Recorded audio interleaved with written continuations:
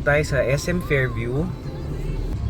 From this point, papasok na po tayo dito sa Quirino Highway on our way to San Jose del Monte. San Jose del Monte is about 11.5 kilometers away from SM Fairview. Ang maganda po dito papunta sa Cielo, dahil may tinatayo po ngayon, nag-start na po sila ng mga mid this year, nagtatayo po na po ng MRT, yung Line 7, which will stretch all the way from North EDSA, SM North EDSA to San Jose del Monte with a total of about 14 terminals with a total length of about 24 kilometers. So it is targeted to finish in 3.5 years. So by 2019 or 2020 tapos na po yung project. May connectivity na po tayo from Quezon City to San Jose del Monte.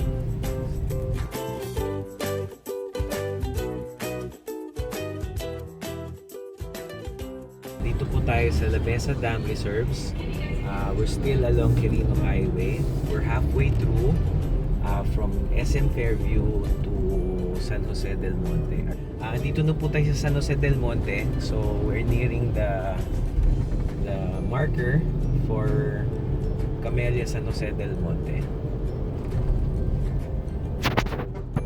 So tama nga po, lumalabas siya mga 11.5 kilometers from SM Fairview to Star Mall San Jose del Monte. Star Mall also, as you know, is also a Vistaland company. So Vistaland now is very aggressive in commercial developments by way of its Star Mall brand and Vista Malls.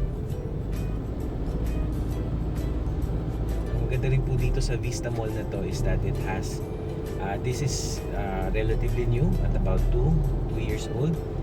Tapos meron din po siyang branch ng All Home. All Home is also another Vistaland brand. It is a one-stop shop for appliances, furniture, and housewares and hardware materials.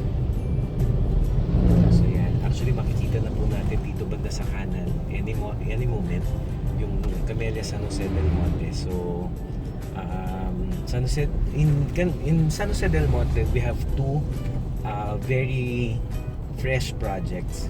First is Camellia San Jose del Monte, which is actually it's practically almost sold out at about 80 to 85% sold out. So we have very few inventory left in Camellia San Jose del Monte. And also yung second one is Cielo. Cielo is the hottest now. Why? Because katabing-katabi po siya ng ABS-CBN. Kasi ang ABS-CBN po, lilipat po sila ng operations from Quezon City, yung area po nila dun sa may Scout area to Mas Morato area. Lilipat po nila in 7 to 10 years yung operations sila dito sa San Jose del Monte. Dito they have acquired about 250 hectares of property, wherein ang plano nilang itayo is parang Universal Studios na theme ng ABS-CBN, and also some developments around it. And ang pinaka-okay po doon is that Camellia Cielo is right beside it, as you will see later. On our left is a hospital. This is Grace General Hospital. Actually, bago lang po siya.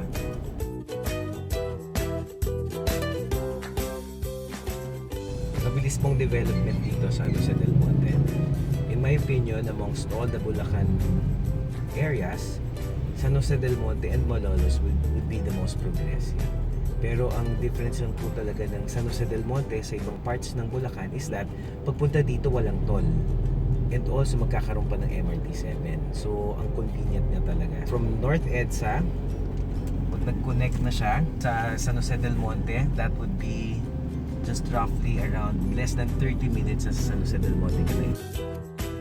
Ito po yung marker natin ng Camellia San Jose del Monte. Eventually magkakaroon po doon ng entrance or spine road papunta po sa Camellia San Jose del Monte.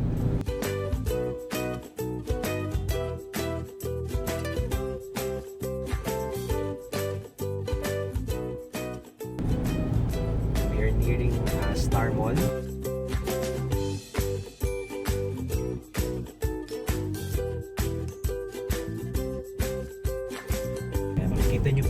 na it is fully developed.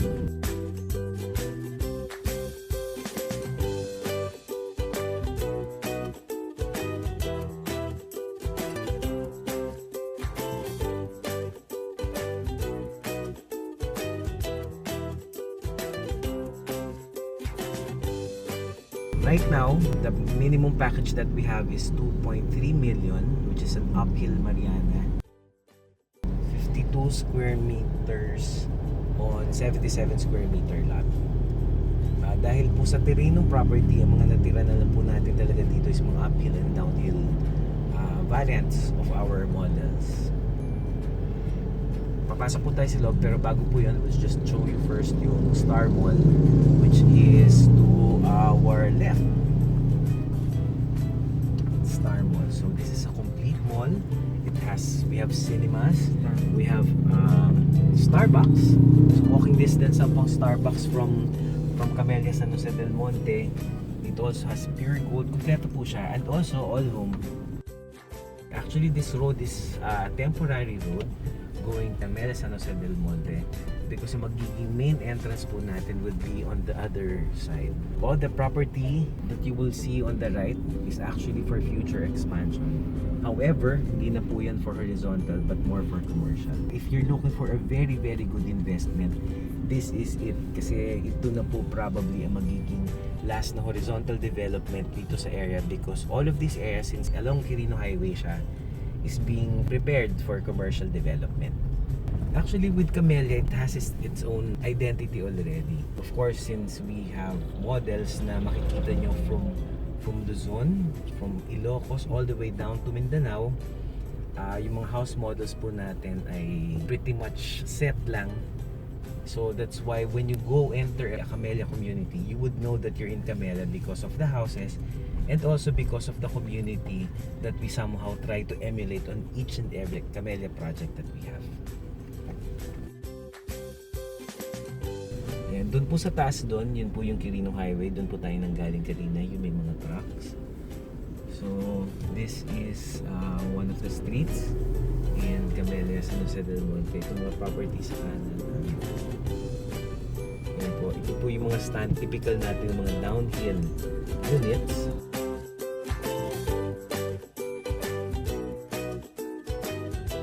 Because of the terrain po, that's why ang mga nalalabing mga inventory po natin dito ay uphill and downhill. Basically, yung mga downhill and uphill po na unit natin ay parang yung flat units natin like Cara, Dana, Ella, pero meron nakataas baba po siya.